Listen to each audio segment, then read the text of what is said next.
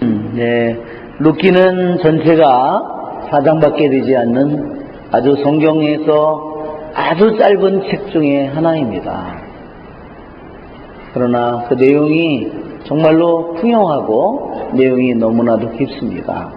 네, 오늘 우리들이 룻기를 시작하면서 오늘 우리들이 우리가 언제나 하느님의 말씀 앞에, 하느님의 영원한 지혜 앞에 우리가 앉아있음을 생각하면서 우리들이 감사하는 마음으로, 또 찬미하는 마음으로, 또 겸손한 마음으로, 가난한 마음으로 우리들이 하느님의 말씀에 귀를 기울여야만 되겠습니다. 우리가 한번 룻기 1장 1절서부터 5절까지 같이 한번 읽어볼까요? 기근이 들어 모압으로 이주하다. 1절 판관들이 다스리던 시대에 나라에 기근이 든 일이 있었다.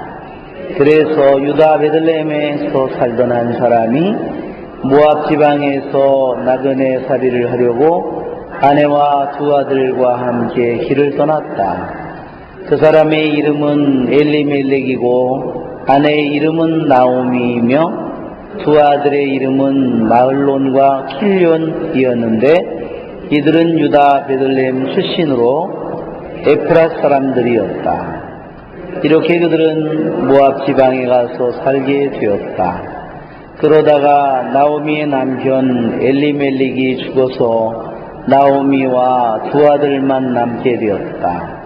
이들은 모압 여자들을 아내로 맞아들였는데 한 여자의 이름은 오르파이고 다른 여자의 이름은 룻이었다.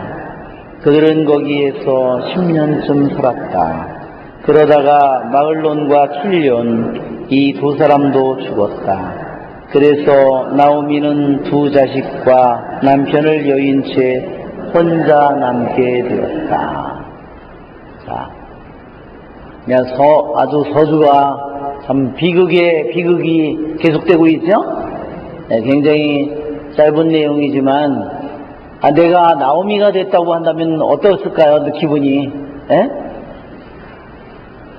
남편만 죽어도 아마 세상이 깜깜할 겁니다. 그렇죠? 평상시에는 왼수같이 지내다가, 그러나 갑자기 세상을 떠나면 어떻게 될까요? 이 인간이 떠났으면 빨리 좋겠다, 이렇게 생각하는. 그런데 죽으면 어떻게 될까요? 사람들이 죽으면 그 분들이 되게 얘기하시더라고요. 사랑한 거는 하나도 생각이 안 난답니다. 그리고 아무리 웨인스 같은 인간도 사랑한 거는 생각이 안 나고 뭐만 생각나요? 못한 것만 생각난다는 겁니다. 참 신기하죠? 왜 그럴까요? 참 신기하죠? 그것은 우리들이 사는 것은 일정한 기간 동안에 허락된 것이고 그 시간이 끝나면 아무것도 할 수 있는 것이 없다는 겁니다. 그것은 영원히 봉인되는 거예요. 그래서 우리들의 인생이 굉장히 유한한 우리들의 인생이지만 나에게 주어진 시간 동안에만 이것이 있는 것이고 그 시간이 지나면 딱 봉인이 끝나면 그 다음에는 아무것도 할 수 없는 겁니다. 그것이 인생입니다. 우리는 한순간순간을 살아가고 있지만 영혼의 봉인의 순간에 항상 서 있는 겁니다. 내가 오늘 이 순간에 내가 내 남편이나 내 가족에게 해줄 수 있는 것은 도대체 어떨까요? 영혼의 순간입니다. 그 순간은 다시 오지 않을 겁니다. 지금의 현재의 순간, 그렇죠? 그것이 바로 우리들의 인생이라고 하는 겁니다. 그것이 바로 우리들이 바로 하루하루 순간순간 살아가는 그 순간의 무게이고 값입니다. 얼마나 귀한지 모릅니다. 그래서 상대방이 내가 잘해주는 걸 알든 모르든 콧구멍도 모르든 뭐든, 그렇죠? 내가 할 수 있는 것은 어떨까요? 내가 그 사람에게 해주는 것은 내가 해줄 수 있는 유일한 겁니다. 그렇죠? 자, 이 나오미도 그런데 남편만 죽어도 이렇게 모든 게 캄캄할 텐데 또 누구까지 죽었어요? 자식 하나만 죽어도 저길 텐데, 그 정말 설석같이 믿었던 두 자식 하나도 아니고 두 자식을 다 잃었다고 나오미의 마음이 어땠을까 정말 생각해 볼 수가 있습니다. 그것은 그 다음에 손주는 낳나요 못 낳나요? 손주는 하나도 못 낳습니다. 우리 아버지는 손주가 하나입니다. 저희 아버지는 아들을 셋 낳았는데 아버지는 손주를 딱 하나 뒀습니다. 아버지가 참 그걸 보니까 불쌍해요. 그것도 아버님이 손주를 69에 봤습니다. 큰 자식은 미쳐가지고 집을 나갔고 둘째 놈도 미쳐가지고 집을 나가가지고 막내 놈만 제정신이 들어가지고 결혼을 했는데 그것도 새끼를 하나밖에 못 낳습니다. 그래서 어머니가 가끔가다 그럽니다. 아유 우리 집안에는 자손이 귀하다고 해서 어머니 제가 장가 갔으면 자식을 많이 낳았을 거예요. 그럼 어머니가 말을 아무것도 안 합니다. 입을 딱 봉하십니다. 나오미의 이 삶의 이러한 상황은 우리들이 또한 우리가 욥의 모습 속에서도 나타나죠. 모든 가족을 다 재산이고 자식이고 모든 것을 다 잃은 욥기의 첫 1장에 나오는 욥의 모습과도 너무나도 비슷합니다. 우리는 이 룻기를 읽으면서 내 인생의 가장 정말 바닥이 언제였던가를 우리들이 한번 생각해 볼 수 있습니다. 내 인생의 가장 캄캄했던 순간, 캄캄한 정도가 아니라 캄캄해졌다가 맨 처음에는 어때요? 기근이 들었다가 모압당으로 갔다가 맨 처음에 조국을 가난해서 기근이 들어서 조국을 떠나죠? 그 다음에 어떻게 됐어요? 거기 가서 남편이 죽고 기둥이 무너지고 그 다음에 거기 밑에 있는 두 기둥도 한꺼번에 다 무너진 겁니다. 아무것도 남은 것이 아니고 오늘 이 말씀은 우리들에게 그래서 우리들이 우리들 자신에게 하느님께서 우리들이 내가 설석같이 믿고 있는 내 가정이나 이 모든 것들이 다 무너진다 하더라도 내가 무엇을 믿고 살아가야 될지를 또한 우리들에게 하느님은 아무런 희망이 없는 데서도 무슨 일을 할 수 있는지를 우리에게 보여주고 있다는 겁니다. 자, 우리 정말 이 룻기는 그래서 너무나 흥미진진합니다. 자, 룻기를 보기 전에 우리가 한번 그림을 보면 그림이 하도 많아가지고요. 이게 뭐죠? 성막이죠? 이스라엘 백성의 진영이죠? 이스라엘 백성의 진영입니다. 이게 성막과 이건 뭐라 그랬죠? 영광의 기름 셰키나 클라우드라 그랬죠? 셰키나 클라우드라는 것은 뭐냐면 영광의 구름은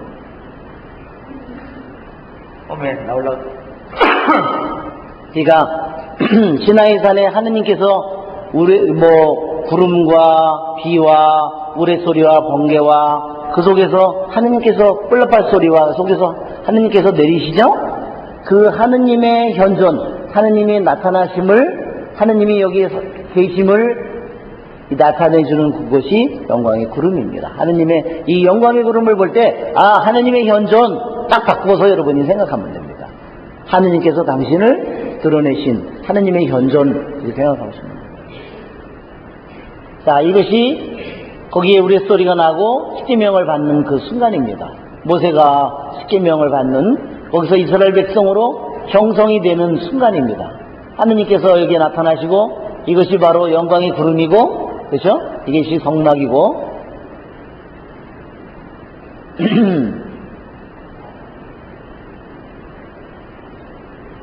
자, 이 오늘의 룻기는 유대인들이 어느 때 읽냐면 이 유대인들이 이 책을 항상 오순절 축제 때 샤부옷 하는 샤부옷 축제, 유대인들의 오순절 축제가 언젠가요?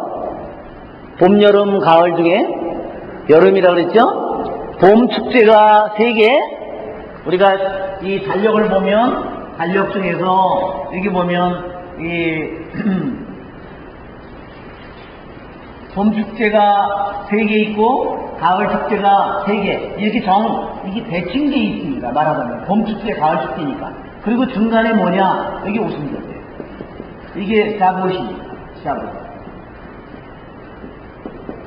그러니까 이게 보면 봄 축제 3개, 가을 축제 3개 딱 이렇게 돼 있고 여름에 하나 이렇게 돼 있는 겁니다. 7급 축제인데 이거는 언제 있냐면 오순절 날에 꼭 이것을 입는 겁니다. 요때. 자, 그래서 여기 보면 그 샤브옷, 여기 보면 보리를 수확해가지고 밀을 수확해서 그때 이 두루마리 빵을 만들어서 하느님께 봉헌하는 겁니다. 자, 이게 칼라브레드라고 그래가지고 칼라브레드라고 그래야 돼요. 그러니까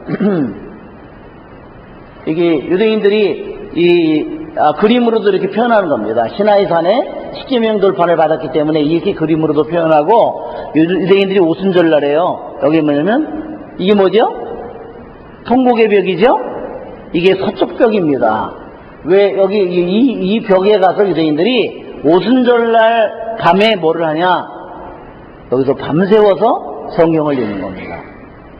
거기서 읽는 책이 뭐냐? 바로 이 지금 루키와 에제키엘서를 읽는다는 겁니다. 자, 모압 땅으로, 그러니까 여기에서 여기가 예루살렘이죠. 요 사해 북쪽 끝이 여기 예루살렘, 그 예루살렘 바로 밑에가 베들레헴이에요. 그래서 모압으로 이렇게 갔다는 겁니다. 자, 이렇게 베들레헴에서 기근이 들어서 이렇게 해서 모압까지 갔어요. 근데 분명히 모압을 지나가려면요, 자기들이 동포가 사는 지역을 지나갔습니다. 어디를 지나갔을까요? 맨 위에 므낫세 반쪽 지파가 위에 있죠? 그 다음에 가드 지파가 있죠? 루벤 지파가 있어요. 이 지파들을 지나서 갔어요. 거기 여기 그 점이 이상한 점입니다. 그래서 여기 지도에 보면 베들레헴에서 길을 떠나서 요르단강을 건너서 여기에 자기 동포들이 사는 므낫세 가드 지파, 루벤 지파가 사는 여기를 다 지나서 이방인의 땅으로 들어갔다는 겁니다. 이거 점이 이상한 점이에요. 자, 이게 유대인의 축제, 그 축제 표고요. 그것은 나중에 이제 공부할 그 부분이고, 이렇게 결혼을 해서 모압 여자들과 결혼을 했어요. 그래서 이제 며느리도 둘 얻어서 손주를 볼까 그랬는데 결국은 손주는 다 나중에 이제 잃어버리게 되고, 그래서 나중에 오늘 아직 공부에 아직 안 한 부분, 나중에 이삭을 줍는 그런 내용들입니다.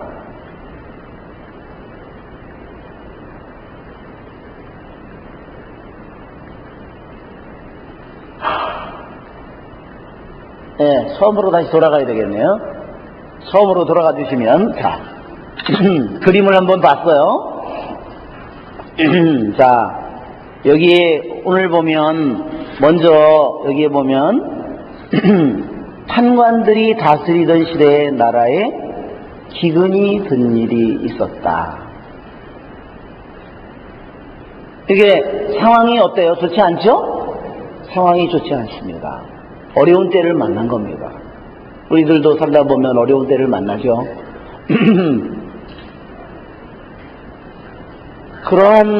그러한 어려운 상황을 만나서 이 사람이 어떻게 행동했는가를, 그것을 우리가 잘 주목해 봐야 됩니다. 그것이 이 성경에서 우리들에게 말하고자 하는 부분입니다. 너도 네 인생에 어려운 일을 만났을 때 어떻게 행동하는가, 너도 이 루키를 보면서 잘 알아, 깨달아라 하는 겁니다. 그래서 유다 베들레헴에서 살던 한 사람이 모압 지방에서 나그네 살이를 하려고 아내와 두 아들과 함께 길을 떠났다. 어디로 갔죠? 예, 이게 이상한 점입니다. 그 사람의 이름은 뭐였죠? 여기 보면 그 사람의 이름은 엘리멜렉이고 아내 이름은 나오미이며 두 아들의 이름은 마을론과 키리온이었는데 이들은 유다 베들레헴 출신으로 에프라 사람들이었다. 여기 보면요, 그 사람의 이름이 엘리멜렉이라고 나오고 있다는 거예요. 엘리멜렉.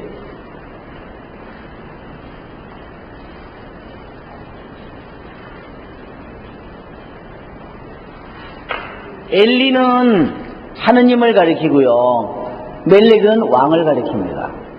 엘리멜렉이라는 것은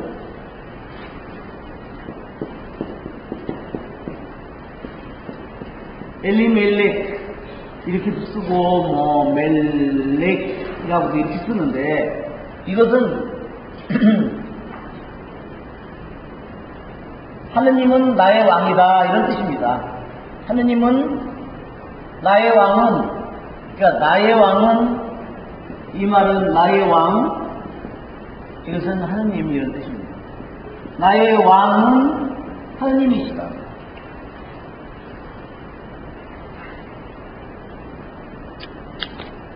이것은 누구를 가리키냐면 이스라엘 사람들을 가리키는 말입니다.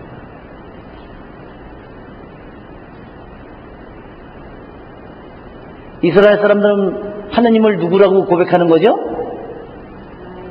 하느님은 나의 왕이라고. 자, 황만들이 다스리던 시대에는 뭐예요? 임금이 없던 시대죠? 자, 판관들이 다스리던 시대는 뭐냐? 임금이 없는 시대예요. 그럼 진짜 임금이 누구예요? 하느님이에요. 그렇기 때문에 판관들이 다스리던 시대, 즉 왕이 없는 시대. 진짜 왕은 누구냐? 진정한 왕은 언제나 하느님이시라는 겁니다.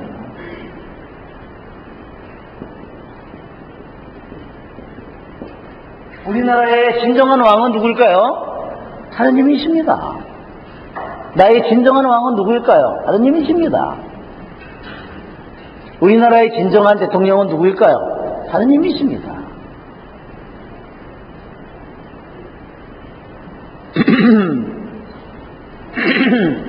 자, 이름은 아주 중대한 의미를 지니고 있습니다. 그래서 이것은 엘리멜렉은 우리 믿는 사람들 한 사람 한 사람을 가리키는 말입니다. 이름만 그런 의미가 아니고 실제로 그래야 된다는 거예요. 그런데 이 엘리멜렉은 아들을 두었는데 아들의 이름이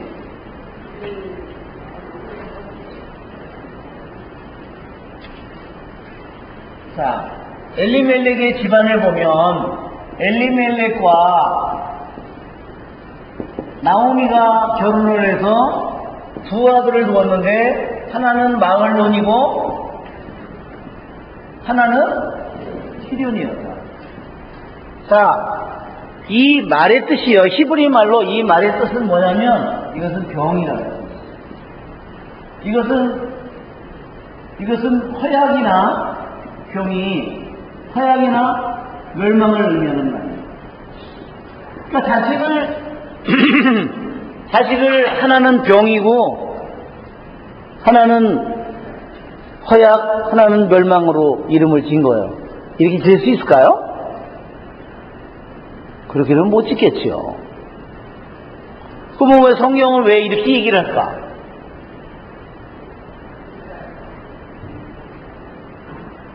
자, 엘리멜렉의 뜻은 나의 왕은 하느님이시다. 나오미는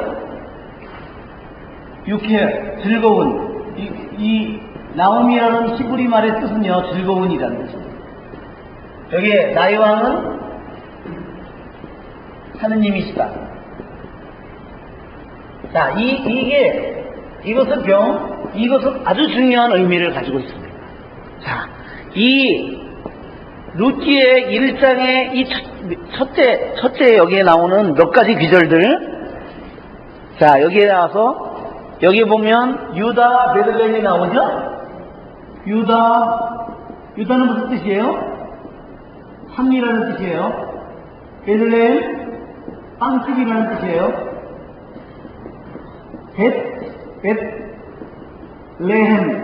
레헴이요, 땅이고요. 레헴, 이게 집이에요. 그래서 빵집이에요, 베들레헴. 자, 여기 보면 하나하나가 다 이름이 아주, 에프рат은 무슨 뜻일까? 에프ራት, 열매 많은.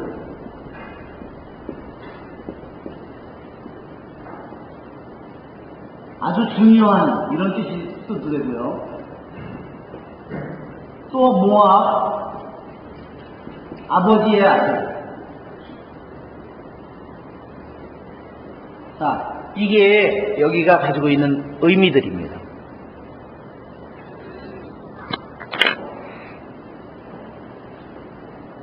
그러니까 이 성경의 룻기의 1장 1절부터 5절까지는 굉장히 짧은 내용이지만 그 안에 성경이 우리들에게 말하고자 하는 바를 이미 요한에서 다 집어넣는 거야.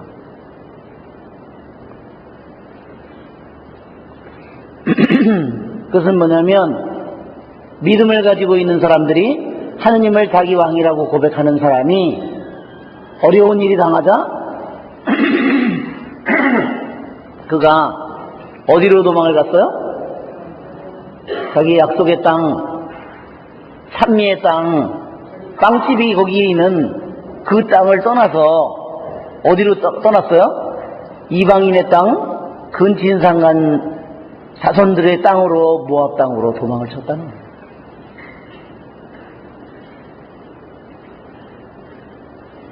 얼마나 잘못됐는지 여러분 느끼겠죠? 그래도 여기에 보면 그래서 유다 베들레헴에 살던 한 사람이 모압 지방에서 나그네 살이를 하려고 아내와 두 아들과 함께 길을 떠났다. 이게 잘못된 길을 가고 있는 겁니다.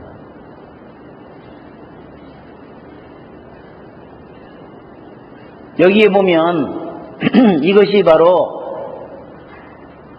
사람이 신앙인이 어떤 어려움이 닥쳐오더라도 자기가 믿음을 가지고 굳건히 거기서 버티고 살아가야 되는데 세상을 바라보고 세상의 부와 번영과 세상의 행복만을 바라보고 그 길을 따라서 그 길로 자기의 약속의 땅을 떠났고 하느님을 떠났고 하느님의 저기를 떠났다는 겁니다. 무슨 말인지 아시겠죠?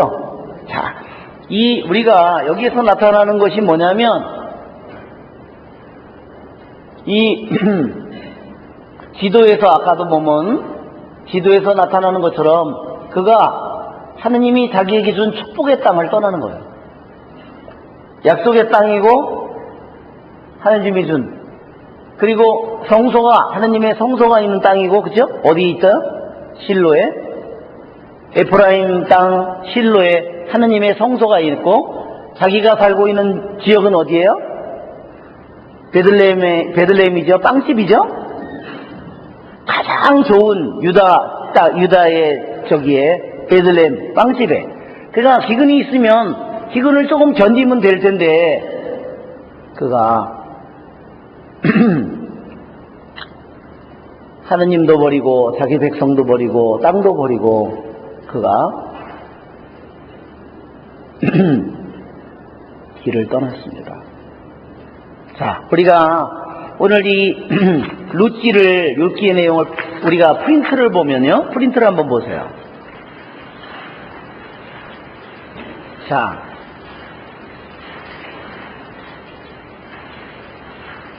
예, 오늘 이거를 약간 우리 자매님이 이걸 고쳤네요, 보니까. 이걸 고치면 안 되는 거였는데.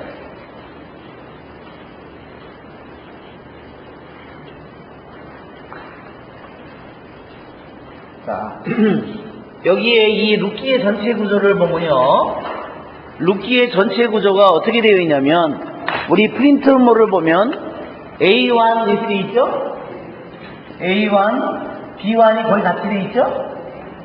그러나 이게 뭐냐면 이렇게 되어 있는 겁니다. 한쪽이 더 들어가 있는 거예요.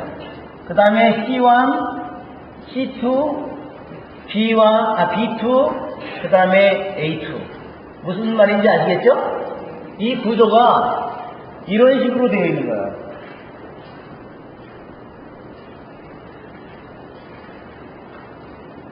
자, 이게 무슨 구조라고 그랬죠? 여기서 제일 중요한 게 어디죠? 가운데 속에 여기가 가운데 속에 들어가 있죠? 이거를 뭐라 그러냐면 대칭 구조라고 그랬어요. 지난번에도 이게 여호수아 시작할 때 키아스틱 구조라고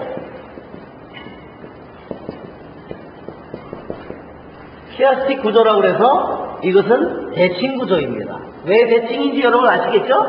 어떻게 더 대칭이에요?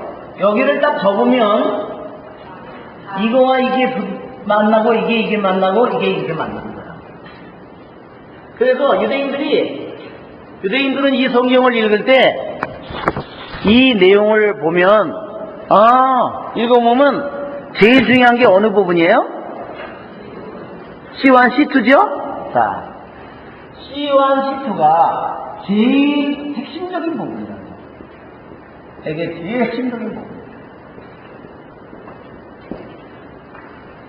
자, 룻기 전체 구조를 1장서부터 4장까지를 볼 때, 자, C1, C2가 제일 안쪽에, 제일 깊은 곳에, 말하자면, 제일 깊은 곳에, 그것을 심어놨어요. 말하자면, 어떠한 과일에, 배추에, 고갱이처럼 제일 속 안에다가 이걸 숨겨놨다는 거야. 가장, 이거를 감싸서, 제일 안쪽에다 보물을 싸서, 제일 안쪽에 숨겨놓는 거와 같은 겁니다.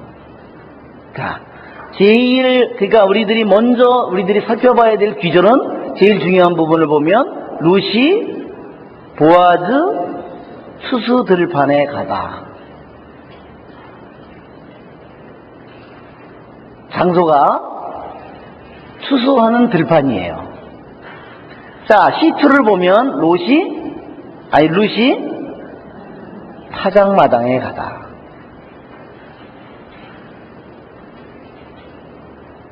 이것이 아주 중요한, 이 룻기에서 아주 중요한 부분입니다. 하나는 들판, 추수 들판이고, 또 하나는 타작마당. 자,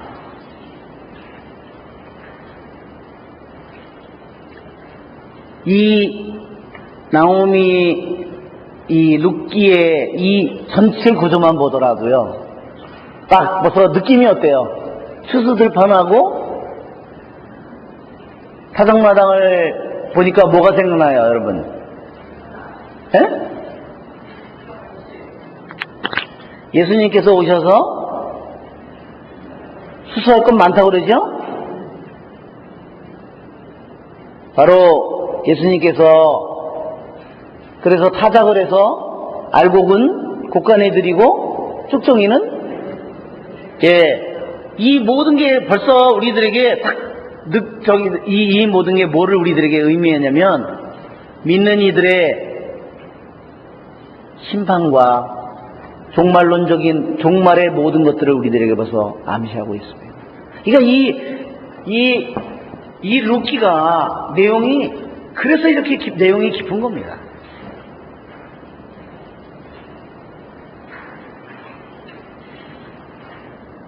나는 어떤 추수를 하고 있는가?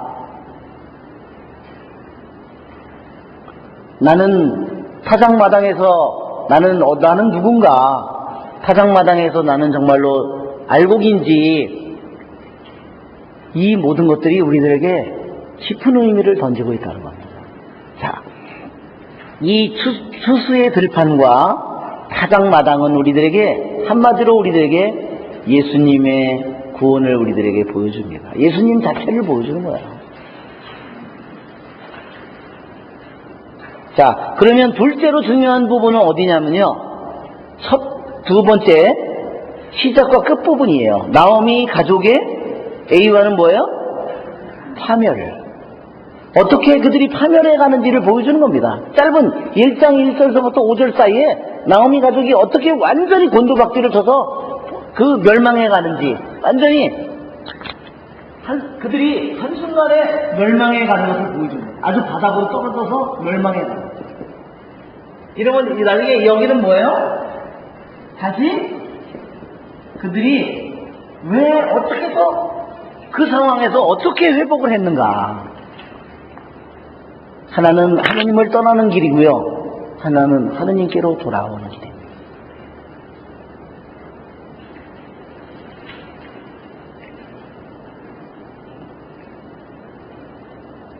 이 룻기는 우리들에게 놀라운 기적을 우리들에게 보여주고 있는 겁니다. 룻이라고 하는 한 여자를 통해서, 룻이라고 하는 이방인 여자를 통해서 어떻게 가장 놀라운 기적이 이루어지는가를 우리들에게 얘기하고 있는 겁니다.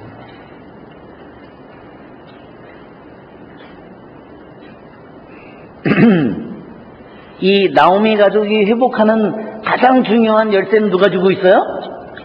룻이 쥐고 있는 거죠? 네. 자, B1, B2의 내용을 우리가 다시 한번 비교해보면, 자, 대칭적으로 이 내용을 그래서 이렇게 두 개를 비교해보고, A1, A2를 다시 비교해보고, B1, B2를 비교해보면 이 책의 내용이 너무나 선명하게 우리들에게 보인다는 겁니다. 이렇게 해서 B1, B2를 이렇게 비교해봤고, 이렇게 비교해보면 이 책의 내용이 너무너무나 기가 막히게 이 내용이 너무나 명확하게 나타난다는 겁니다. 자, B1, B2를 보세요. 나오미의 두 며느리가 시어머니를 돌볼 것인가 안 돌볼 것인가 그걸 고려하고 있어요. B2는 뭐죠? 나오미의 두 구원자 가까운 친척이 있잖아요. 그 중에서 이 사람들이 그걸 구원해 줄 건가 말 건가 그 사람들도 그걸 고려하고 있는 거예요. 여자들도 고려하고 남자들도 똑같이 그걸 고려하는 거예요. 그것은 고려한다는 것은 뭐냐? 믿음의 선택에, 여기서 선택의 기로에 그들이 선택할 자리에 그들이 있다는 것을 뜻하는 겁니다. 이것은 두 여자가 며느리가 선택하는 거고, 이거는 가까운 구원자, 친척 구원자.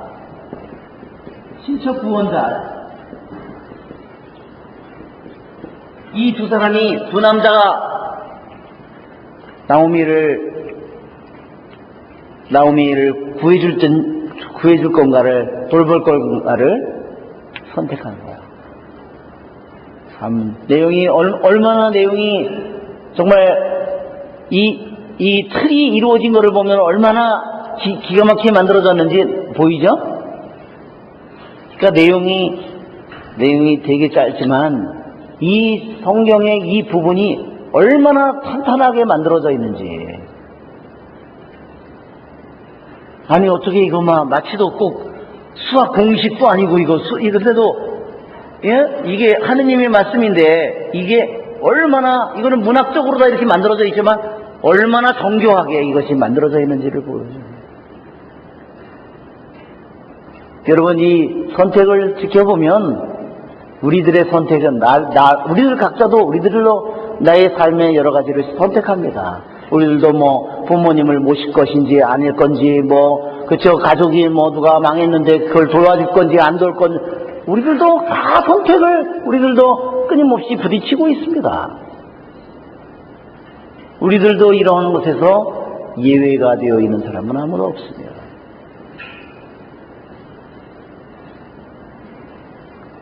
그 중에서 여기 보면 B1, B2 중에서 두 며느리가 있었는데 하나는 룻이고 아까 우리 저기 중에서 우리가 하나 이름이 빠졌는데 룻은요 친구라는 의미고요.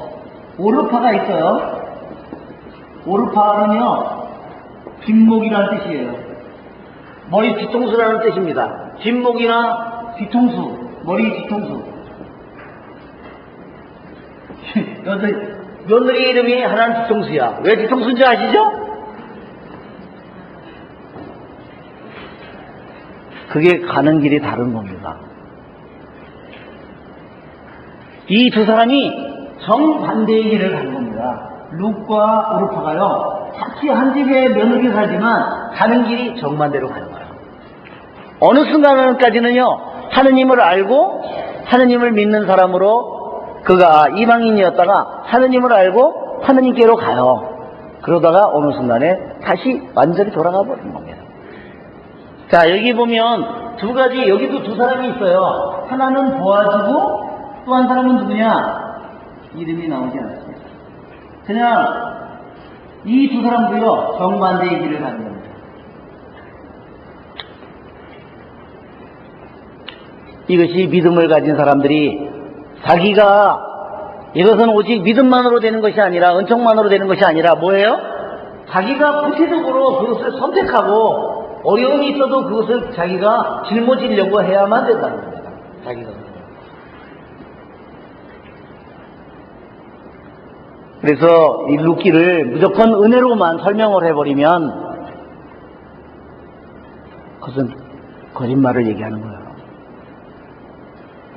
분명히 여기 선택에서 나오는 것 마냥 룻과 보아즈는 수많은 어려움을 짊어지고 자기가 그 길을 선택하려고 하는 겁니다. 그것을 구체적으로 자기가 삶으로 고난을 겪고 짊어지려고 하지는 않고 은혜만을 찾는다. 그치, 오르파도 은혜를 찾았죠. 세상의 은혜를 찾아서 갔지. 가까운 친척도 뭐라 그러냐면 나는 내 재산을 망치고 싶지 않네. 왜 내 재산을 죽은 놈 저기한테 그 집안에 띄워주려고 내가 왜 거기다 결혼을 해? 그러고서 그 빚을 갚아주긴 내가 왜 갚아줘? 그러면서 그걸 하지 않습니다.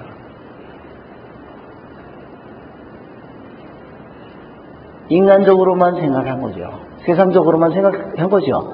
하느님이 축복해 줄 거를 믿지 못하는 겁니다. 자기가 잃어버린 손해만큼 하느님께서는 인간의 모든 마음을 아는 하느님께서 갚아주실 거를 알지 못하는 겁니다. 자, 룻기의 이 전체 구조를 우리가 생각해 보면 이 구조가 뭐라고요?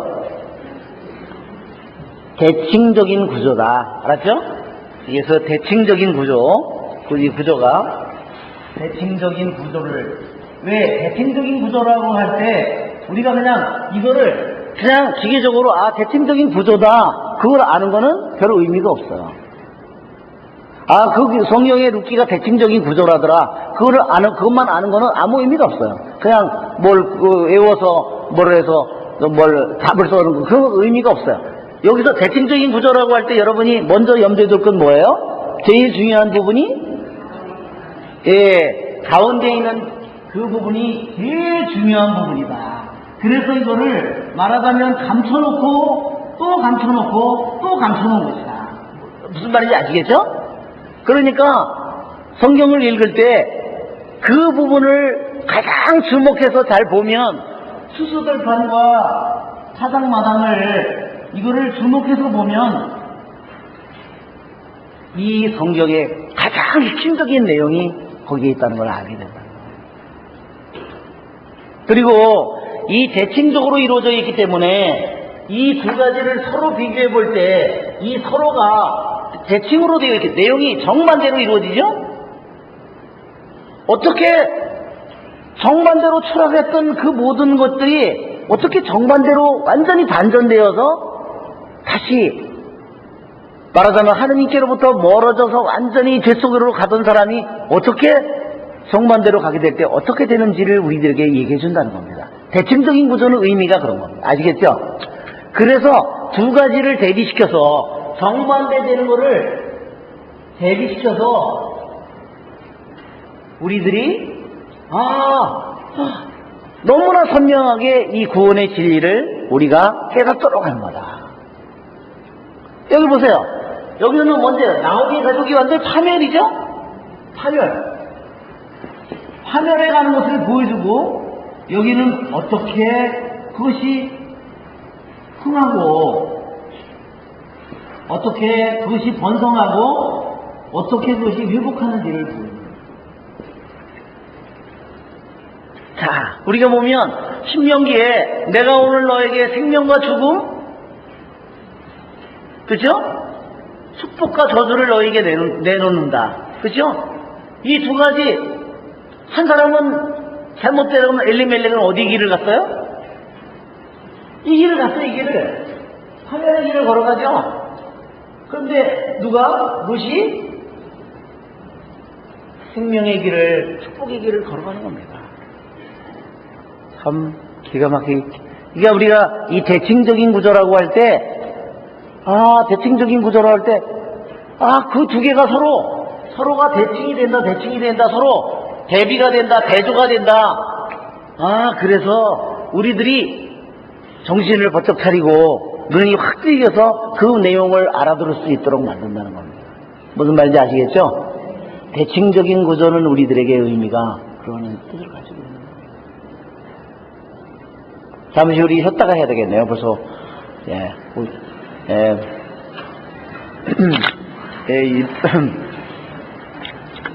나눠진 프린트물 밑에 부분을 보면 성서적 시대는 어느 시대라고 그랬죠? 판관들의 시대라고 그랬습니다. 즉 왕이 없는 그러한 시대입니다. 그리고 여기에 보면 초점은 룻이 자기 생명을 나오미의 하느님께 의탁한다. 이것이 룻기의 전반부 1장 2장의 핵심 내용이고요. 크게 보면 후반부는 3장 4장은 룻이 자기 생명을 이제는 누구에게? 보아즈에게, 그리고 보아즈의 하느님에게 맡기는 거예요. 완전히 거기에다 신뢰하고 모든 것을 맡기는 거예요. 그러니까 전반부는 자기의 며느리에게 모든 걸 맡겼다면, 룻이 자기 시어머니에게 맡겼다면 후반부는 자기와 이제 결혼할 그 보아즈에게 모든 것을 맡기고 의탁하는 겁니다. 자, 여기에 핵심 내용이 뭐냐면, 핵심적인 중요한 내용이 신하의 계약이라는 겁니다. 그래서 여기 성경을 읽어보면 신하의 계약이 왜 신하의 계약인지 잘 모릅니다.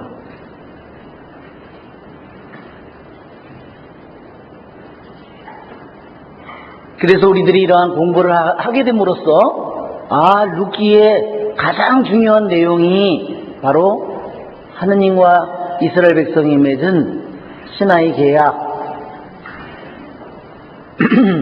그것이 바로 이 룻기의 가장 중요한 부분이라는 것을 우리들이 알게 되는 겁니다. 본문을 그래서 크게 구분하면 1장 2장은 룻과 나오미, 3장 4장은 룻과 보아즈라고 볼 수 있어요. 아까도 본 것처럼 서원과 결혼이 나오미 가족이 파멸했다가 나오미 가족이 어떻게 회복하는가를 보여주면서 그것이 회복해가는 과정을 이제 베들레헴으로 돌아가는 것과 그 다음에 추수마당과 들판에서 사랑마당에서 결혼할 사람을 만나는 겁니다.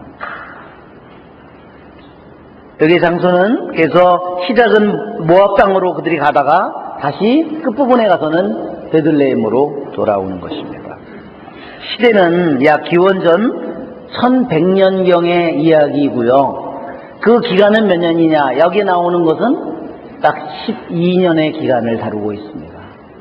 왜냐하면 기근이 들어서 모압 땅으로 가가지고 잠시 머물려고 했다가 몇 달을 머물려고 했다가 길어져가지고 10년을 머무러서 모든 것을 다 잃고 난 다음에 다시 돌아와서 보아즈를 만나서 다시 아기를 낳고 그것이 바로 오벳을 낳는데 그 기간까지가 2년이에요. 그래서 12년의 기간을 다루고 있는 겁니다.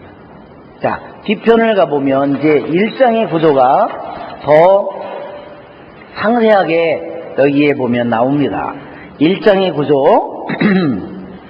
자, 1장 1절서부터 5절까지는 나오미 가족이 파멸을 다루고 있고요. 그래서 파멸을 다루고 있는데 그것은 뭐냐? 베들레헴을 떠나가는 겁니다. 즉 베들레헴을 떠나간다는 것은 아까도 얘기했죠? 뭐를 또 떠나가는 거예요? 자기 백성을 떠나는 동시에 하느님을 떠나가는 것을 의미합니다.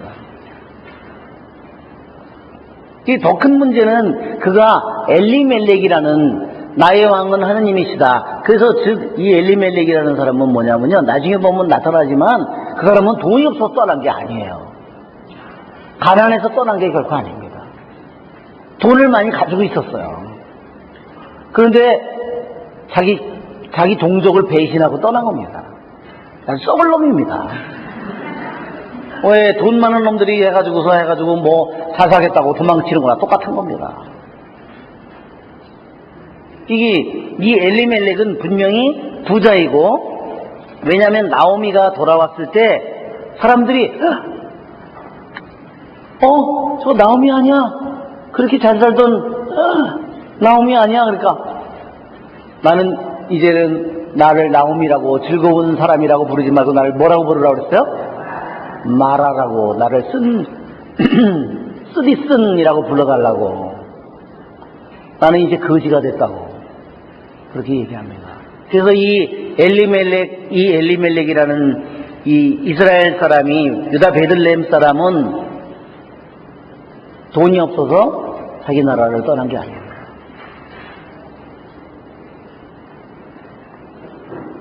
그러니까 그 사람의 가장 커다란 이유는 땅이 없어서가 아니라, 돈이 없어서가 아니라 뭐를 찾아서?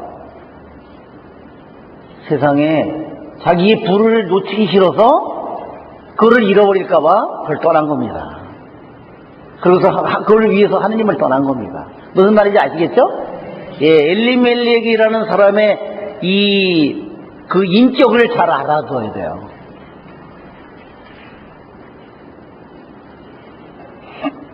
자, 여기 보면 작은 A1을 보면 비극이죠? A1이 비극이고 B1이 쉬어감이고 잠시 일시적인 정지 같은 거예요. 잠깐 정지한 거예요. 가족들의 이름을 얘기하고 모압에 체류하러 간다고. 그 다음에 A2에 가면은요 더욱더 비극적이 되는 거예요. 왜? 누가 죽었어요? 엘리멜렉이 죽어버렸습니다. 그리고 잠시 쉬어가는 내용이 잠깐 나오다가 아들들이 결혼하고 모압에 체류하는 겁니다. 굉장히 어떻게 보면 잠시 이게 비극이 정지된 것 같기도 하고, 그렇죠? 이 A1 비극이 잠시 기근으로 들어서 모압으로 이주하려고 그러다가 갑자기 가족 이름을 얘기하고, 그 다음에 엘리멜렉이 A2에서 더욱더 비극적인 내용이 나오다가 잠시 쉬어가듯이 하면서, 정지하듯이 하면서 아들들이 결혼해. 어떻게 보면 좋은 일이죠. 좋은 일이 생겨야 되는데 좋은 일이 안 생깁니다. A3에 가면, 그러니까 A3, 여기에 이 A3가요 지금 여기에 보면 안으로 들어가 있죠? 같은 라인에 있어야 돼요. A1, A2, A3. 무슨 말인지 아시겠죠? 여기에 지금 프린터 하면서 A1, A2 A1, A2 A3가 여기까지 이렇게 들어가 있는데 이것이 앞으로 이렇게 여기랑 같은 라인으로 와요. 무슨 말인지 아시겠죠? 즉 이것은 뭐냐면, 이 양식을 보면 뭐냐면요, 비극 1, 비극 2, 비극 3. 어떤 비극이 제일 심각한 비극이에요? 예, 완전히 최악의 비극이에요.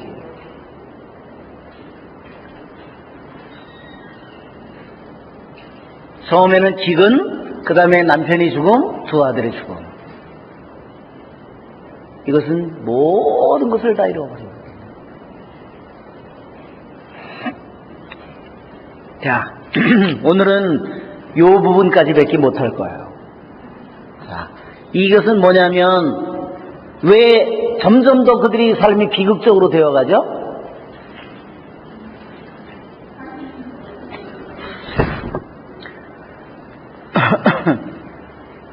왜 그들의 삶이 비극적으로 되어갈까요? 그가 세상을 찾아서 그가 하느님을 버리고 자기 백성을 버리고 자기 땅을 버리고 성소를 버리고 그가 떠났기 때문에.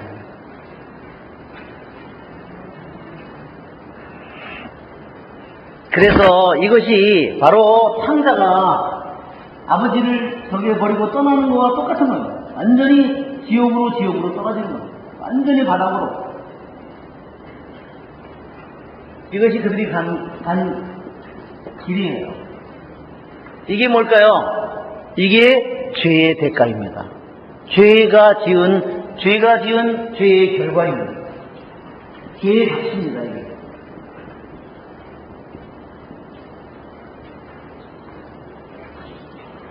그리고 아무 손자도 없는 거예요. 그렇게 재산이 많았는데, 자, 재산은 어디 갔죠? 하나도 없어졌어요.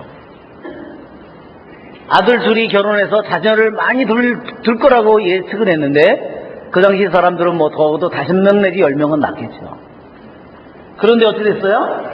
하나도 자식이 없어요. 그 사람들에게 축복은, 유대인들에게 축복은 첫째가 뭐냐면요, 첫째는 땅이고, 아브라함에게 축복을 줄 때 뭐라 그러죠?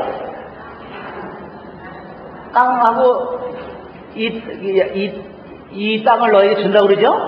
그리고 자손에 대한 축복을 주죠? 자, 그에게 뭐가 남았습니다. 자, 엘리멜렉의 삶에 뭐가 남았어요? 자기 고향을 땅을 떠났죠? 자손은 두 아들은 다 죽었고 아무런 자손을 남기지 못했어요. 그리고 결혼을 했는데 며느리는 또 어느 나라 여자예요? 이스라엘 여자가 아니라 모함 여자예요.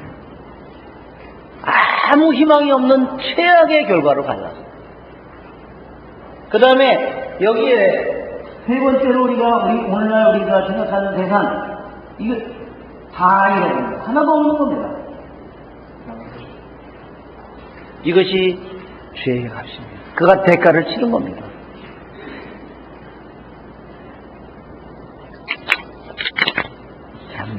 참 이거 보면 참 기가 막히죠? 네.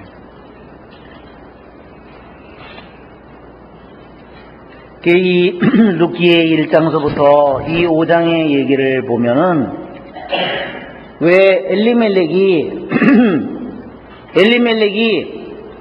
맨 처음에는요 핑계가 아예 잠시 내가 체류하려고 가는 거다 그렇게 갔다는 겁니다. 그것이 자기가 하느님을 떠나서 도망치는 조그마한 그냥 내가 완전히 살러 가는 건 아니고 그러면서 갔다는 겁니다. 그것이 바로 하느님에게서 빗나가는 길이 그렇다는 거예요. 우리들이 다. 그러면서 자기를 합리화시켰다는 거죠. 좀 있으면 돌아올 건데 뭐 그러면서 합리화시켰다는 거죠. 여기에 유대인들의 해석에 의하면요 엘리멜렉은 왜 기근이 들어서 왜 부자인데 자기 나라 땅을 떠났느냐. 이유는요 자기 가난한 자기 그 형제들이 다 그 사람들 다 어때요? 다 따지면 다 친척이고 형제들이잖아요. 그 사람들이 다 자기한테 와서 빵을 달라고 그럴 거라는 거죠. 자기 뜯어먹고 살 거라는 거죠. 그게 꼴보기 싫어서 떠났다는 거예요.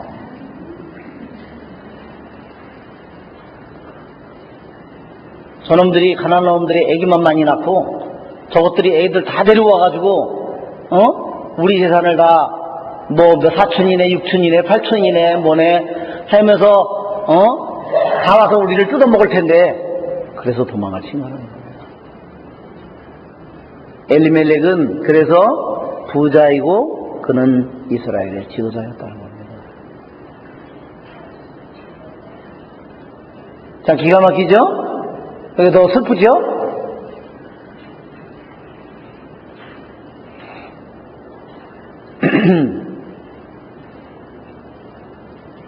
엘리멜렉이 하느님을 믿는 사람으로서 하느님이 많은 축복을 그에게 줘서 재산도 부자이고 그에게 많은 지혜도 주셔서 그가 이스라엘 백성의 지도자로서 살도록 그에게 그러한 여러 가지 정신적이고 영적이고 모든 힘을 그에게 입혀주어서 그에게 그만한 힘을 입혀줬는데 그가 한 일은 뭐예요? 자기 개인의 이익을 찾아서 자기의 동족을 그 어려운 상황을 만나서 도와주기는커녕 그것을 다 피해서 자기 혼자만의 번영을 위해서 자기 혼자만의 안녕을 위해서 자기 가족만 데리고 자기 모든 재산을 가지고 떠난 거죠.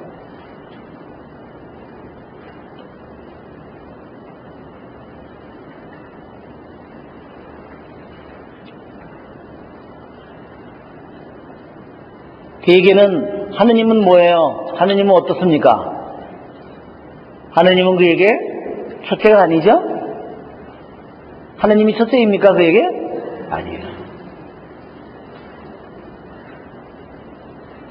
그가 가지고 있는 재산, 그게 첫째인 겁니다. 그걸 잃을까봐 그걸 부들부들 떠는 거죠. 그러니까 하느님께서 이놈의 새끼 땡강 킨 거죠. 그렇죠, 여러분?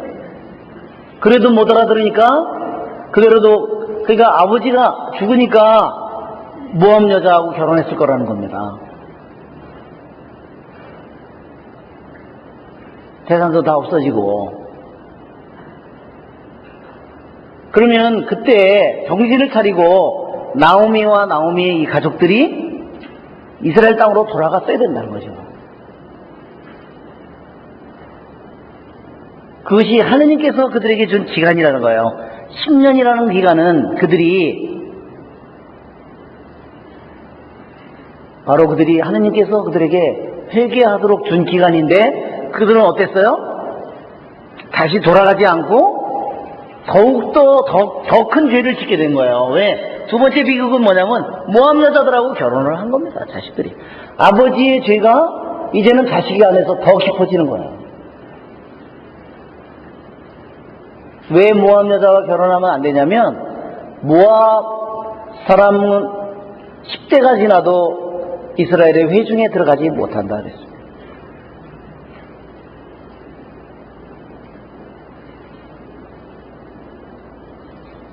자, 모압이, 우리가 그러한 모압 여자, 그런 땅으로 자기가 약속의 땅을 버리고 모압 땅으로 갔다는 겁니다. 여러분, 우리가 모압 땅이 어딘지 아시죠? 모압 땅이, 우리가 그 전에 지도에 보면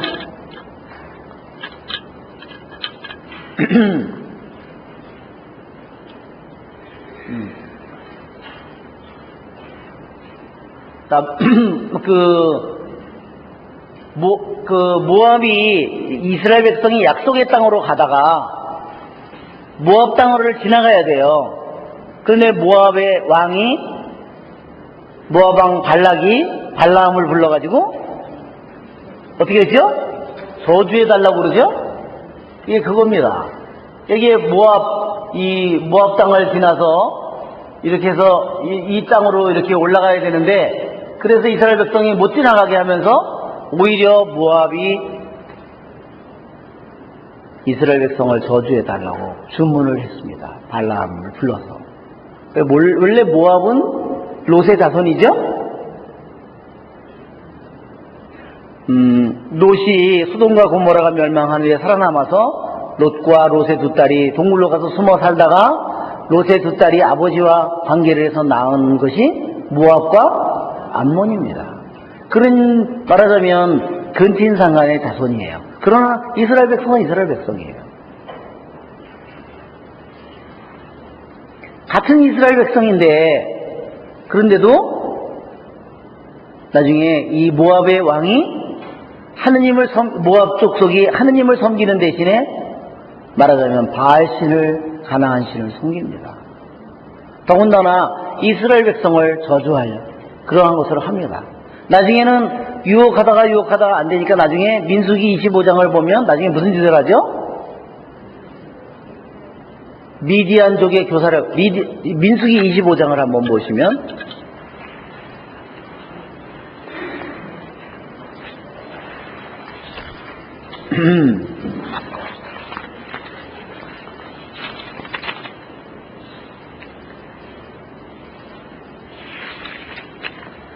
이스라엘이 불에서 우상을 섬기다 이렇게 나오죠? 네, 그림을 보면 이게 나오는데,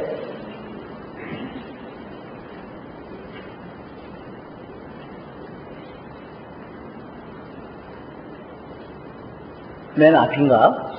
맨 앞이네요, 그러면. 이게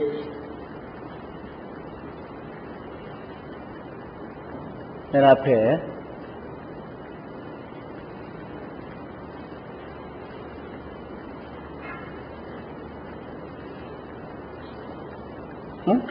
뒤인가?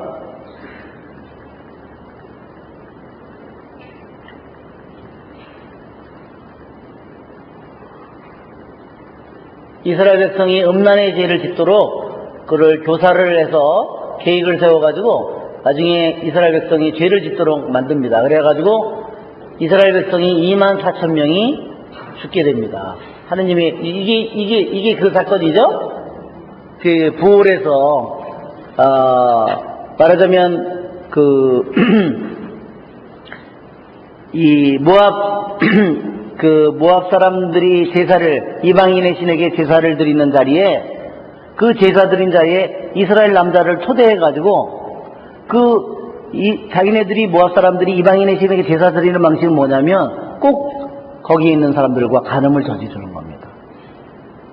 그러면 뭐 남자들이 얼마나 그냥 신나가 그래가지고 그냥 거기 모압 이방인 여자들이 다 자기 몸을 다 주겠다는데 그래가지고 이제 이게 죄를 짓게 되니까 어떻게 됐어요? 그 이방인의 신에게 가서 절을 하게 된 거죠. 이로 인해서 하느님의 분노가 일어나서 주님께서 뭐라고 말씀하시냐면 바알의 멍에를 매자 주님께서 이스라엘에게 진노하셨다.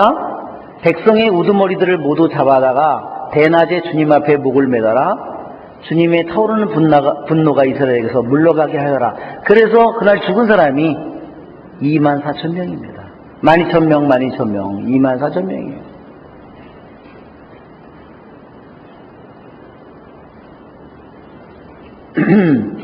자, 이게 바로 모압 땅입니다. 그런 땅으로 거기가 그 땅이 뭐예요? 바알신을 숭배하는 땅이고, 그렇죠? 그러니까 그 바알신을 숭배한다는 것은 그 음란을 저지른다는 거죠. 그러한 땅이고, 그러한 땅으로 그가 갔다는 겁니다. 그에게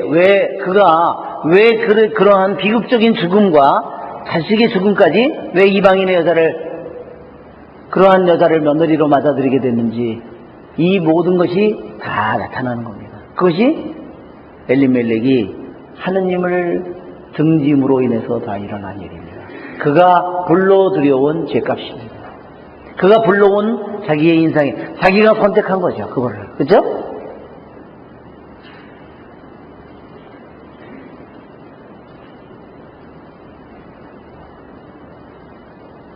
그러니까 이 룻기 1장 1절서부터 5절은 굉장히 짧지만 그 내용이 그냥 처박히고 또 처박히고 꽉 처박히는 그 모습을 우리들에게 보여주는데 그 모든 이유는 뭐예요? 엘리멜렉이 뭐를 떠나게 됐어요?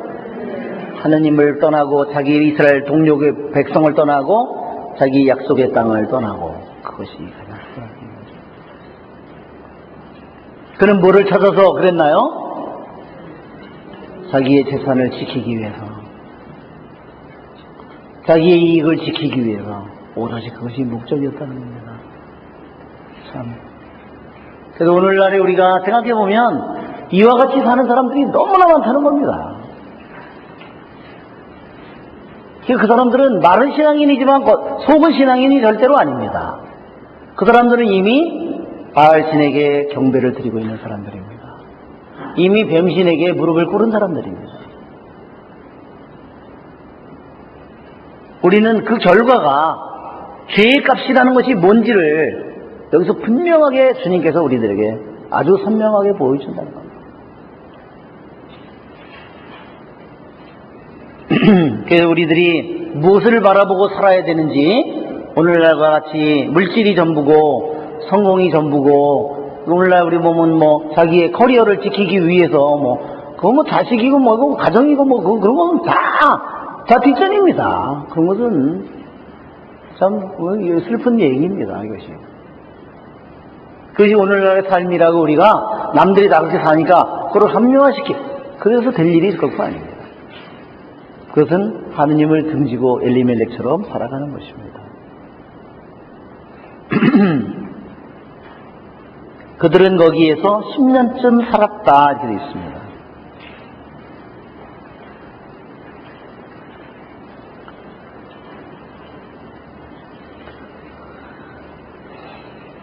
죄의 결과는 정말 너무나 어둡고 너무나 끔찍하고 너무나 참혹합니다. 아무런 열매가 하나도 없습니다. 아무런 열매가 없는 게 어디서 나타나죠?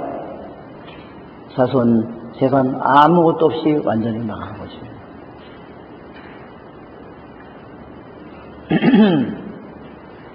자, 이 룻기가요, 우리는 룻기가 순서가 우리 책에는, 성경 책에는 말하자면 판관기 바로 뒤에 나오죠? 그래서 어떻게 보면 판관기가 이렇게 판관기 바로 뒤에 나와서 이 룻기가 역사서처럼 이렇게 보인다는 겁니다. 역사서로 우리들에게는 분류가 돼요.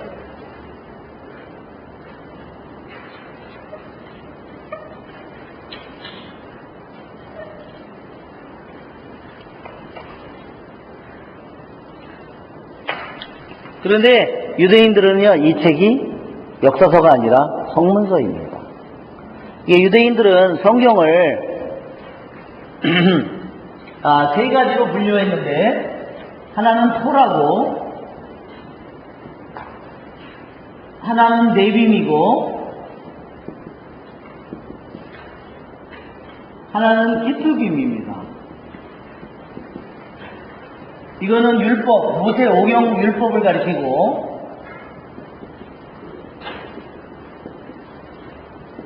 이거는 예언서를 가리키고, 이거는 성문서를 가리킵니다.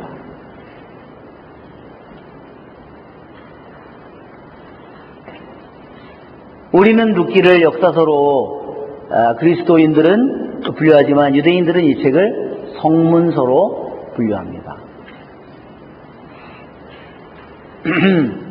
이것이 특히 우리들에게는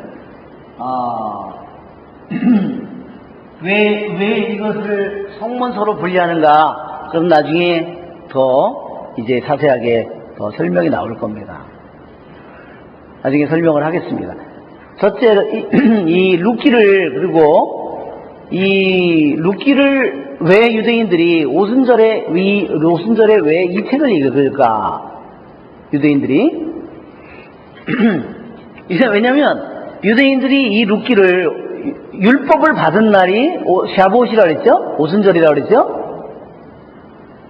샤부옷 축제 날, 둘째 날에 이 책을 읽는다고 그랬습니다. 두루마리를. 이거를 뭐라 그러냐면 구약 성경은 이렇게 이루어져 있는 거예요. 자, 그래서 우리가 이 토라를 대표하는 게 누구죠? 모세죠? 그래서 주님께서 말씀하실 때도 모세와 엘리야 이렇게 얘기하면 이 두 가지가 뭐를 가르치냐면 바로 모세 율법과 예언서를 의미하는 겁니다. 즉 모세와 예언자들의 말을 들으면 될 것이다. 그 말은 뭐냐? 구약 성경에 율법과 예언서뿐만 아니라 성문서까지를 다 포함하는 말입니다. 모세와 예언자들의 말을 들으면 된다는 말은 구약 성경에 있는 말을 들으면 된다, 이런 뜻입니다. 무슨 말인지 아시겠죠? 이걸 다 포함하는 말입니다. 네? 근데 이 룻기는 왜 첫째로 역사서에 왜 안 집어넣는가? 그러니까 여호수아기서부터 판관기, 사무엘기 이 모든 것들이 역사서죠. 그러니까 여호수아서, 판관기, 사무엘, 상하, 역대기 뭐 이런 것들이 다 그 역사를 다루는 책들이잖아요. 이 책에다가 집어넣을 수 있는데 안 집어넣었다는 겁니다. 왜 역사서에다가 안 집어넣는가? 유대인들은 이걸 역사서에도 안 집어넣고 예언서에도 안 집어넣었다는 거예요. 예언서에도 집어넣지를 않았다는 겁니다. 룻기를. 그리고 이거를 성문서로 분류했다는 겁니다.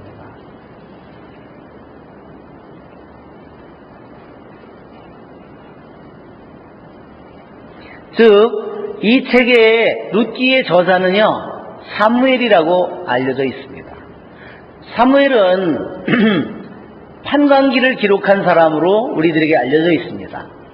사무엘 예언자가 판관기를 기록했는데 사무엘 예언자가 룻기도 기록했다. 이렇게 저자가 룻기도 그러니까 사무엘 예언자가 판관기와 룻기의 저자라는 겁니다. 그런데 판관기와 룻기 그러면 룻기도 판관기와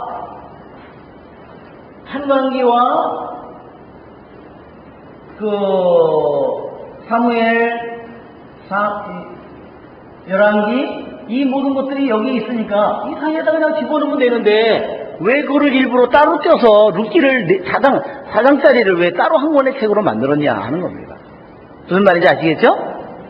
그러니까 사무엘이 있을 때 그냥 판관기와 여기 왕이 생기기 전에 판관기는 판관들이 있고 그 다음에 여기는 왕들의 얘기잖아요.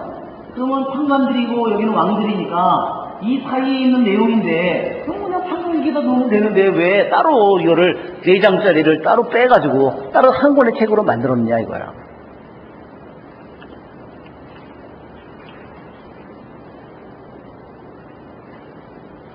여기에는 어떠한 왜 예언서가 아니냐, 예언의 말씀을 받으며 어떤 예언자가 하느님께로 받은 예언의 말씀이 있는데 그 예언의 말씀이 룻기에는 하나도 없다는 거예요. 그래서 예언서에는 안 들어갔는데 왜 판관기다 안 집어넣었을까? 판관기는 이스라엘 백성의 전체의 운명에 대해서 그것을 기록할 때 거기다 집어넣지만 한 개인의 이야기를 잘 집어넣지는 않는다는 겁니다.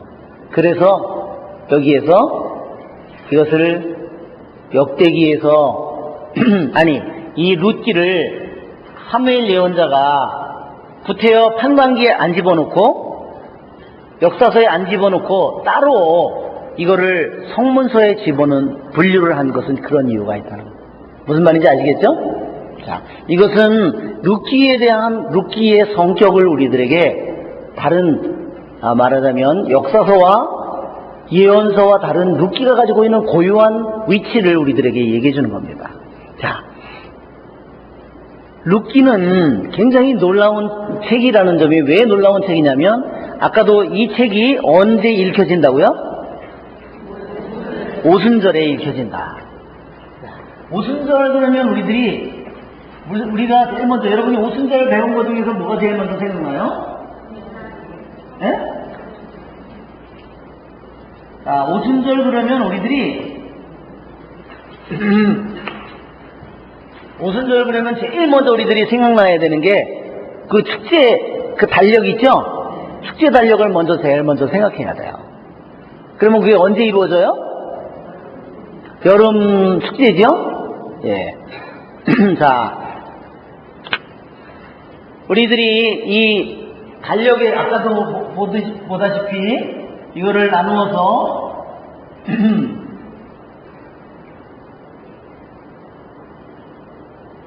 이렇게 12로 나누면 여기는 니산달이라고 시작하면 니산달, 라이어달, 그 다음에 아비볼, 엘룰월, 이게 티시리달, 헤시벗달, 티시리, 여기가 산모드달, 시산달 이렇게 나오는데 여기에 봄축제 여기에 보면 세 축제가 여기에 다 들어있어요. 거의 날이 붙어있다시피 이렇게 세 개가 있죠? 그 다음에 정반대의 이 가을에 여기에 보면 또다시 10월 1일, 10월 10일, 10월 15일 이렇게 이게 뭐예요? 7월 1일이 나팔절 이게 신년제 나팔절이라고도 그러고 신년제라고 그러고 이거는 속죄일 용키퍼 이거는 7월 15일 초막절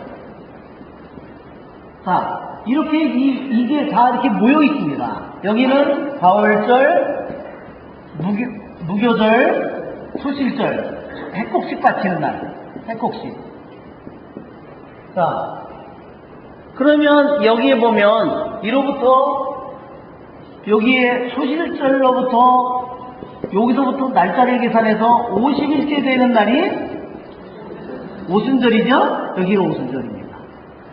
자, 이 오순절에 우리가 아는 것은 이때 율법의 두루마리를 받았다. 말하자면 저렇게 그림으로 표현하면 돼요.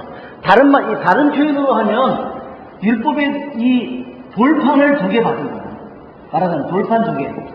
이게 오순절이에요. 우리가 오순절의 이미지를 생각하면 두루마리나 이 이스라엘 백성의 이 두루마리 이거나 이 돌판 2가지를 딱 먼저 생각하면 돼요. 그래서 그날을 율법을 부여받은 날이다.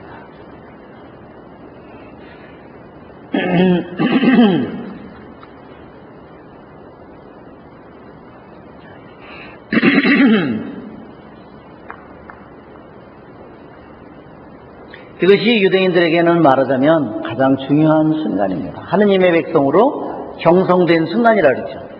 그러니까 이 오순절은 어디서 이루어진 사건이에요? 시나이산이죠? 예. 오순절은 시나이산입니다. 그림으로는 우리들이 머릿속에 오순절 그러면 벌써 이거를 생각하고 그 다음에 장소는 시나이산이에요. 시나이산, 장소는. 그리고 이제 십계명 우리가 여기에 있는 거고. 자,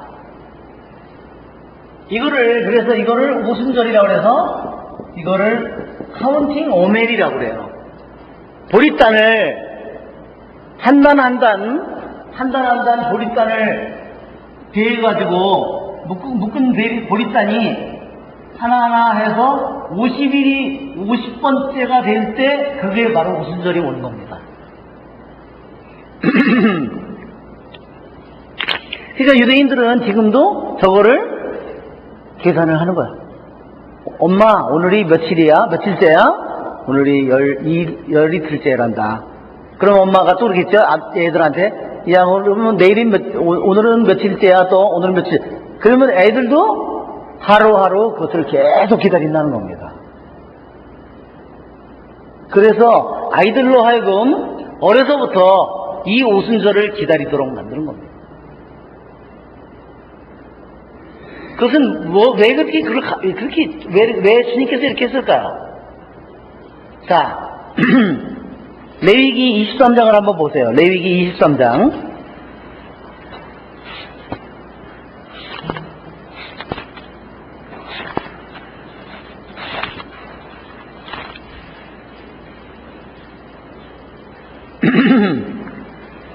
자, 거기에 주간절이라고 돼 있죠? 샤부옷이라는 말은 샤부옷, 히브리 말로는 샤부옷이라고 그러는데 그거는 샤부옷이라는 말은 주간이라는 뜻입니다. 샤부옷. 우리는 히브리 말로 샤부옷이라고 그러는데 샤부옷 이렇게 샤부옷 이렇게 부르는데 이것은 뜻이 뭐냐면 주간이 모인 거다. 그래서 주간절이라고 표현을 번역을 한 겁니다. 자, 오순절이라고 번역도 해야 되고, 근데 그 옆에다가 오순절에 써놨으면 좋을 텐데, 자, 보세요. 너희는 안식일 다음 날부터, 그죠? 곡식단을 흔들어 바친 날부터 7주간을 꽉 차게 헤아린다. 그 날짜를, 시반달 며칠이다, 시반달 보름달이다, 뭐 이렇게 얘기를 하면 되는데 그렇게 얘기를 하지 않고 안식일 다음 날로부터 핵곡식을 바친 안식일 다음 날로부터 7주간을 헤아려야 된다. 헤아려야 된다는 거예요. 그래서 이거를 카운팅 오멜이라고 그러고요. 세는 축제다 이거예요. 세서 다가오는 축제다. 7째 안식일 다음 날까지 7번이 곱해지면 7주간이 7번이 겹쳐지면 며칠이죠? 49일이죠. 49일이 지난 다음에 50일째 오는 날이라고 해서 이거를 오순절이라고 표현하는 겁니다. 그러면 이 날이 어느 날이냐? 탈출기 19장을 보세요. 탈출기 19장을 보면 이 날이 언제냐? 하느님께서 시나이산에 19장 16절에 보면 시나이산에 나타나시다 있죠? 셋째 날 아침. 그러니까 그 15절에 보면 그 이전에 15절에 보면 모세가 백성에게 10절에 보면 백성에게 가거라. 오늘과 내일 그들을 성결하게 하고 셋째 날을 준비하게 하여라. 그렇죠? 즉 이 셋째 날 아침이 바로 이 50일째 되는 날이에요. 무슨 말인지 아시겠죠? 그들이 첫째 날, 둘째 날 몸을 깨끗하게 준비하고 셋째 날을 기다립니다. 그 셋째 날 그들이 바로 셋째 날 뭐 한 거냐? 그들이 율법을 모세를 통해서 하느님께 받은 겁니다. 그게 샤부옷입니다. 그러니까 여기 보면 이 성경에는요, 이 성경에 어디에도 어느 날 율법을 받았다는 구체적인 명시가 없다는 겁니다. 그래서 유대인들이 이거를 뭐라 그러냐면 숨겨진 시간이에요. 숨겨진 시간.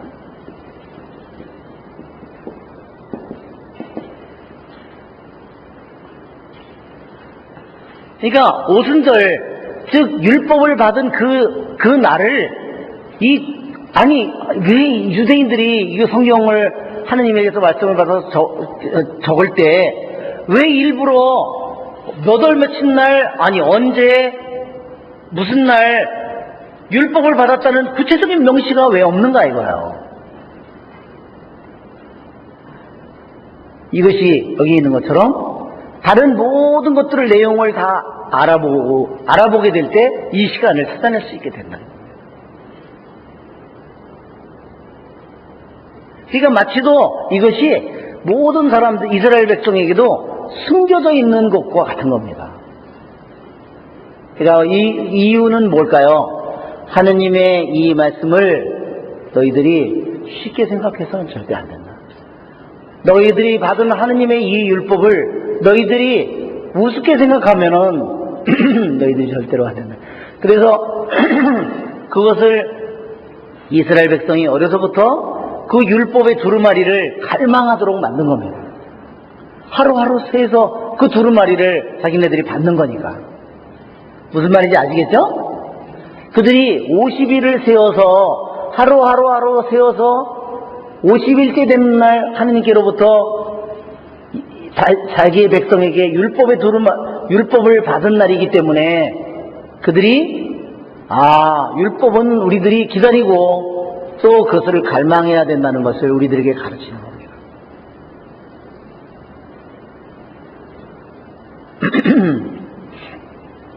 자,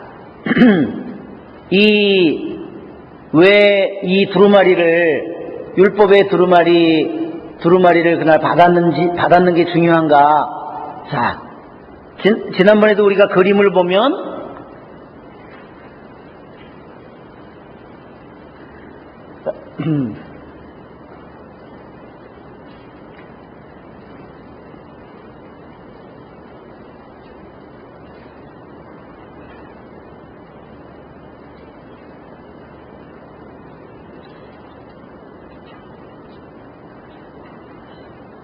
바로 그들이 시나이산에서 율법을 받은 셋째 날 아침, 첫째 날, 둘째 날 몸을 성결하게 하고 셋째 날을 기다려라.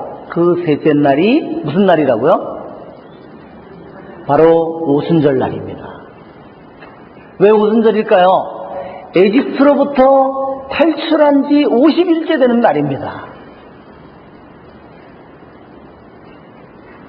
그래서 50일째입니다. 그러니까 이스라엘 백성이 에집트로부터 탈출한 지 며칠 해서 50일째 되는 날 율법을 받았다는 것이 그것이 가장 중요한 이유 중에 하나라서 50일이 되는 거예요. 50일, 오순절이라고 하는 거예요. 그래서 그거를 절대로 잊지 않도록 오순절을 얘기하는 거고, 또 한 가지는 유대인이 축제 중에서 약속의 땅에 들어갔는데 첫 여러분 보리가 익으면 어때요? 우리들도 보리가 익었네. 그죠? 파란 보리가 어느 순간에 노랗게 보리가 익으면 어때요? 우리들의 마음도 옛날에 못 먹고 살 때는 보릿고개라고 그랬잖아요. 그때가 제일 힘든 때인데 보리가 익으면 어때요? 마음에 희망이 생기죠. 그러니까 보리가 익은 그 순간에 첫 보리단을 수확을 해서 그것을 바쳐요. 그게 무슨 날이에요? 핵곡식을 바치는 날입니다. 핵곡식을 바치는 날로부터 첫 보리단을 바치는 날로부터 딱 50일째 되는 날이 뭐를 수확하는 날이에요? 밀을 수확하는 때입니다. 자, 보세요. 이거를 보면 이 50일이라는 것은 이중의 의미를 가지고 있다는 겁니다. 뭐냐? 첫째, 이스라엘 백성이 에집트의 노예 상태에서부터 어떻게 그 강력한 에집트로부터 이스라엘 백성이 벗어날 수 있었을까? 그래서 50일째 되는 날 어떻게 시나이 산에 왔을까? 자신들의 그 노예로부터 해방된 그것을 그들이 기억하는 날이기도 한 동시에 그것이 바로 그날이 그 산에서 율법을 받고 하느님의 백성과 하느님과 계약을 맺은 날이에요. 그거를 뭐라고 그러냐? 이거를 약혼이라고 하는 겁니다. 약혼. 약혼 냉면이 아니라 이거를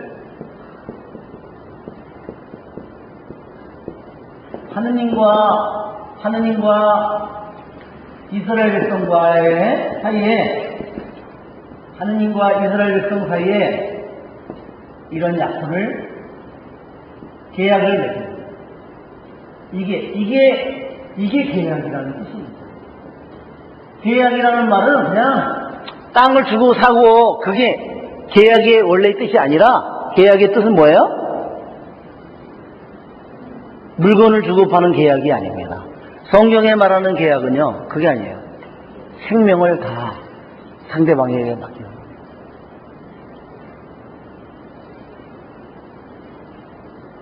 그것이 계약의 뜻이에요. 오늘날 우리가 땅을 사고 뭐하고 집을 사고 뭐하고 이런 걸 해서 어떤 그 노동계약 이런 계약이 아니라 이 계약은 뭐냐?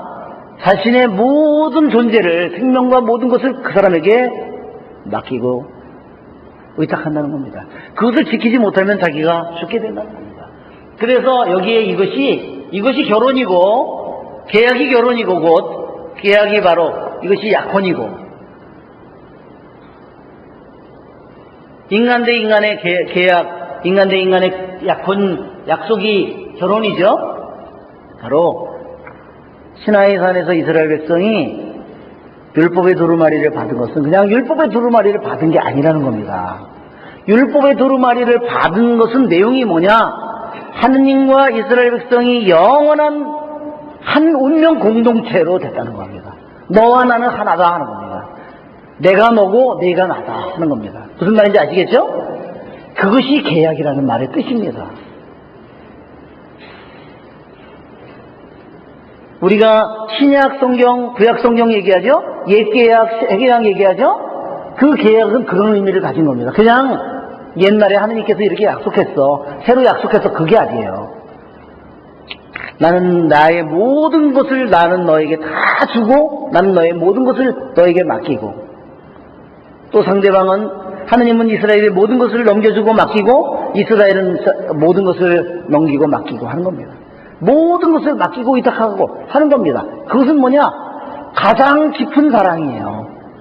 그냥 단지 어떤 물건을 주고받는 것이 아닙니다. 자신의 모든 존재를 주고 말하자면 그것이 바로 계약이라는 말의 뜻입니다. 그러니까 계약이라는 말은 얼마나 중요한 말인지 몰라요. 자신의 모든 사랑을 자신의 모든 존재를 주는 겁니다. 이제 오순절의 뜻을 더 아시겠죠? 그래서 하느님과 이스라엘 백성이 한 백성으로 완전히 약혼을 하는 것입니다. 그렇기 때문에 약혼을 하기 때문에 그것을 끊임없이 그것을 기다려야 되는 거예요. 세야 되는 겁니다. 자기가 약혼을 해야 되는데 그래 그냥 하지 뭐 그래 오늘 해 그냥 이렇게 약혼하는 사람이 있어. 저 사람하고 결혼할까 말까 얼마나 많은 생각을 하고 그쵸? 얼마나 많은 기도를 하고 그쵸? 그렇게 해서 결혼을 하겠죠. 마찬가지로 그렇기 때문에 율법을 받는다는 이것은 뭐냐면 그냥 율법을 단지 그냥 나에게 준다는 의미가 아니라 그분과 나와 완전히 운명 공동체, 생명 공동체, 한 운명으로 그것이 완전히 결합되는 약혼하는 날이기 때문에 그날을 하루하루 세서 기다려야 되는 겁니다. 왜? 여러분 생각해 보십시오. 그냥 열흘을 기다린 것도 아니고 실수간을 7번 곱했다는 것은 무슨 뜻이에요? 기다리고 또 완전하게, 완전수에다가 완전수입니다. 기다리고 기다려야 된다는 뜻입니다. 7번이 7번 7일을 거쳐서 세상의 창조와 저게 이루어지는 거잖아요. 그렇죠? 그렇기 때문에 7번이 7번이 된 것은요, 충만한 시간 동안을 우리들이 그렇게 기다려야 된다는 것을 갈망하고, 그래서 50일이 그래서 중대한 의미를 가지고 있는 겁니다. 그런데 이런 의미를 하나 가지고 있지만 또 한 가지 의미는 뭐냐, 약속의 땅에 그들이 들어갔을 때 첫 보리 수확을 했어요. 그런데 첫 보리 땅을 수확해서 하느님께 바쳤어요. 자, 이게 뭐라 그랬죠? 첫 보리 땅. 이거를 뭐라 그랬어요? The first fruit. The first fruit. 자, first fruit이 누굴까요? 예수님입니다. 예수님.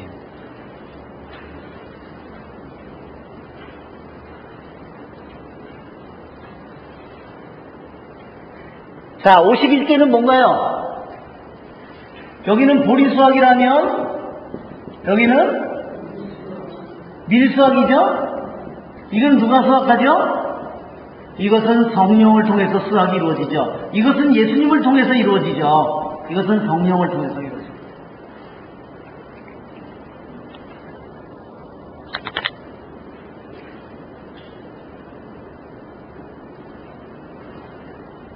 보리 수확은 밀 수확에 비하면 초라한 수확이라는 뜻입니다.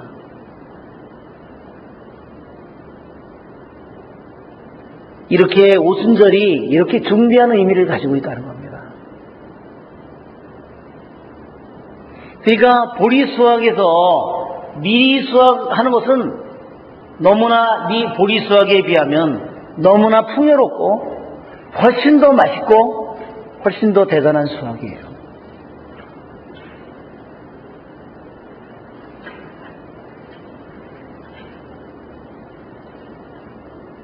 자, 왜 우리가 여기 이제 지금 이 룻기를 왜 오순절에 읽는가? 이 오순절에 읽는 이유 중에 하나가 뭐냐면요, 보리 수확을 할 무렵에 돌아왔어요. 약속의 땅으로 들어온 시간이 보리 수확을 시작할 때예요.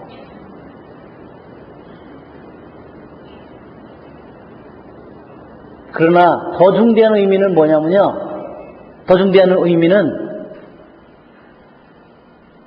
룻이 나중에 보아즈하고 결혼을 하잖아요. 약혼을 하잖아요. 룻이 이방인 여자인데 이스라엘 남자와 약혼을 합니다. 계약으로 하나로 묶이는 겁니다.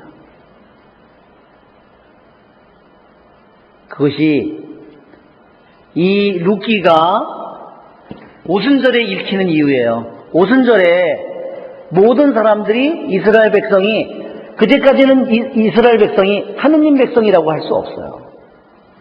그 순간에 하느님의 이름은 알고 있었지만 계약은 아직 맺지 않았어요. 그러나 시나이산에서 그들이 율법을 하느님께로부터 받으면서 하느님과 약혼을 하는 그 순간인 것처럼 룻이 이스라엘 남자와 약혼을 한다는 겁니다. 그리고 결혼을 한다는 겁니다. 즉, 한 이스라엘의 이제 운명 공동체로 결합이 되는 거야. 하나가 되는 겁니다. 그러니까 이 룻기는 하느님의 백성과 하느님과 이스라엘 백성과의 사이에 이 결혼과 계약, 약혼이 이루어지는 것처럼 룻은 개인의 차원에서 이것이 이루어지는 겁니다. 그러나 이것이 의미하는 바는 뭐냐? 그것은 결국 시나이산의 이스라엘 백성과 하느님 백성의 계약을 의미한다는 겁니다. 그 계약이 왜냐? 봐라, 엘리멜렉은 유대인이고 지도자고 부자고 하느님이 모든 축복을 줘. 약속의 땅에다 데려놨더니 지 재산 하나 지키려고 약속의 땅을 벗어나서 이방인의 땅, 어둠의 땅으로 가버렸잖아요.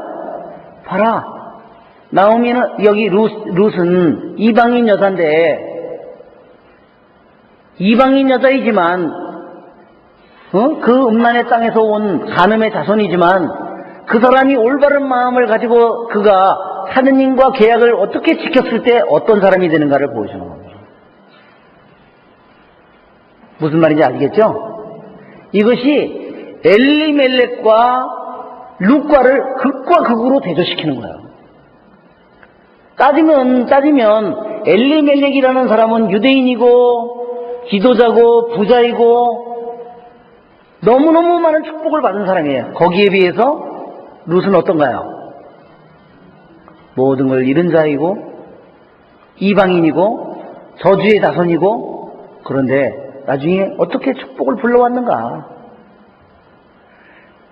이 하느님을 믿는다는 이 백성 엘리멜렉 지도자라는 놈은 이렇게 형편없는 삶을 살았고 어떤 열매를 가져왔는데, 이 룻이라고 하는 여자는 이방인 여자고 모압 여자고 저주의 자손인데 어떻게 이렇게 놀라운 모든 일들을 가져왔는가? 그렇죠? 이것을 우리에게 보여주고 있다는 겁니다. 정말 룻이 대단하죠? 네, 그렇습니다. 네, 오늘 그만해야 되겠어요. 영광이 성부와 성자와 성령께. 우리 삼종기도는 각자 바쳐주시기 바랍니다. 네.